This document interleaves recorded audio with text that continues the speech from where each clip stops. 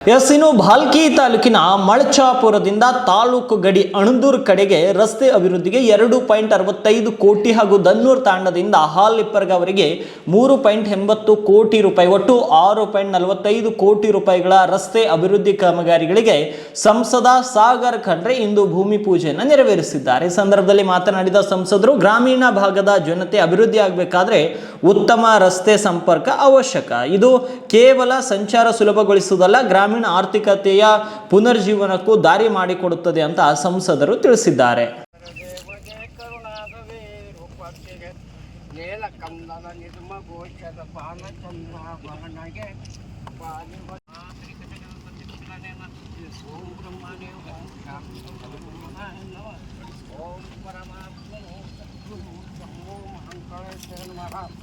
ಏನಂತ ಇದ್ರು ಅಂತಂದ್ರೆ, ನೀವು ಇಷ್ಟೆಲ್ಲ ಗ್ಯಾರಂಟಿಗಳು ಕೊಟ್ಮೇಲೆ ಅಭಿವೃದ್ಧಿ ಎಲ್ಲ ಆಯ್ತದ, ಕೆಲಸಗಳು ಎಲ್ಲ ಆಯ್ತಾವ ಅಂತ ನಮ್ಗೆ ಕೇಳ್ತಾ ಇದ್ರು. ನೀವೆಲ್ಲ ನೀವು 2,000 ರೂಪಾಯಿ ನೀವು ಫ್ರೀ ಆಗಿ ಕೊಡ್ತಾ ಇದ್ರಿ, ನೀವು ಕರೆಂಟಿನ ಬಿಲ್ ಮಾಫ್ ಮಾಡ್ಲತ್ತೀರಿ, ನೀವು ಬಸ್ ಅಲ್ಲಿ ನೀವು ಫ್ರೀ ಆಗಿ ಓಡಾಡಕ್ ಕೊಡ್ಲತ್ತೀರಿ, ಇಷ್ಟೆಲ್ಲ ನೀವು ಫ್ರೀ ಆಗಿ ಕೊಡ್ತಾ ಇದ್ರಿ, ನೀವು ಅಭಿವೃದ್ಧಿ ಕೆಲಸನೇ ಆಗಲ್ಲ, ರೋಡೇ ಆಗಲ್ಲ, ಬಿಲ್ಡಿಂಗ್ ಆಗಲ್ಲ ಅಂತ ಹೇಳ್ತಿರು.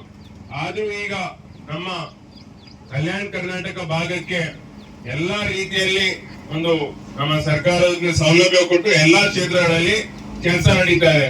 ನಮ್ದು 6ನೇ ಗ್ಯಾರಂಟಿ ಏನಿತ್ತು ಅಂತಂದ್ರೆ, ನಾವು ಕಲ್ಯಾಣ ಕರ್ನಾಟಕಕ್ಕೆ ಮುಂಚೆ 3,000 ರೂಪಾಯಿ ಕೋಟಿ ಬರ್ತಾ ಇತ್ತು.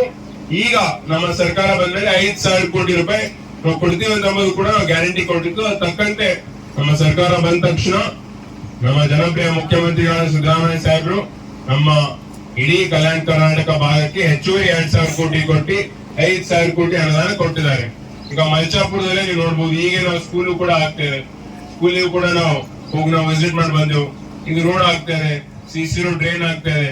ಈಗ ಮೊನ್ನೆನೆ ಕೂಡ ನಾವು ನಮ್ಮ ಮಟ್ಟಕ್ಕೂ ಕೂಡ ನಾವು ಹಣ 20 ಲಕ್ಷ ರೂಪಾಯಿ ನಾವು ಇಟ್ಟಿದ್ದೀವಿ, ಅದನ್ನು ಕೂಡ ಟೆಂಡರ್ ಆಗಿದೆ, ಅದು ಕೂಡ ತುಂಬಾ ಸ್ವಲ್ಪ ದಿನಗಳಲ್ಲಿ ಅದು ಕೂಡ ಪ್ರಾರಂಭ ಆಗುತ್ತೆ. ಇದೇ ರೀತಿ ಎಲ್ಲಾ ಸಮಾಜ, ಎಲ್ಲಾ ಧರ್ಮ, ಎಲ್ಲಾ ಸಾಮಾಜಿಕ ಯಾವುದೇ ಒಂದು ಕೆಲಸ ಇರ್ಬೋದು, ರೋಡು, ಚರಂಡಿ, ನಮ್ಮ ಕಟ್ಟಡ, ಮಠ, ಮಂದಿರ್, ಮಸ್ಜಿದ್, ಚರ್ಚ್ ಎಲ್ಲಾನೇ ಕೂಡ ನಾವು ಮಾಡ್ತಾ ಇದೀವಿ. ಅದಕ್ಕೆ ನೀವು ಎಲ್ಲರೂ ಬೆಂಬಲ ಕೊಟ್ಟು ಸಲಕ್ಕೆ ನಮ್ಗೆ ಒಳ್ಳೆ ರೀತಿಯಲ್ಲಿ ನಮ್ಗೆ ಗೆಲ್ಸ್ ತಂದಿದ್ದೀರಿ. ಈಗ ಯಾಕಂದ್ರೆ ನಾವು ನೆನ್ಸ್ಬೇಕಾಗತ್ತೆ,